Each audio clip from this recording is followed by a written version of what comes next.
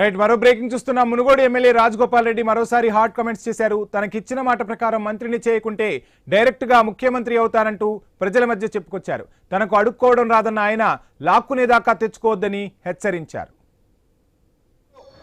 మీ ఆశీర్వాదంతో తప్పకుండా మనకు మంచి పదవి వస్తుంది. ఆ పదవి మీకోసం వస్తుంది, నా కోసం. నేను చెప్తున్నా, మంత్రి కాకపోతే డైరెక్ట్ గా ముఖ్యమంత్రి మైదాం భయపడుతున్నాను. నేను చెప్తున్నా, చేస్తారా చేయండి మంత్రి, చేస్తారా చేయండి, ఇచ్చిన మాట కట్టుబడి మంత్రి. చేస్తారా, ఇచ్చిన మాట కట్టుబడి చెయ్యండి. ఇంకా వేచి చూస్తున్నా, పదవి గురించి మనం బాధపడలేదు. ఒకవేళ చెయ్యకపోతే డైరెక్ట్ మన టార్గెట్ అదే. ఇంకా మీరు ఏం చేయండి అంటే, మునుగోడు మీరు చూసుకొని తెలంగాణ నేను చూసుకుంటారా?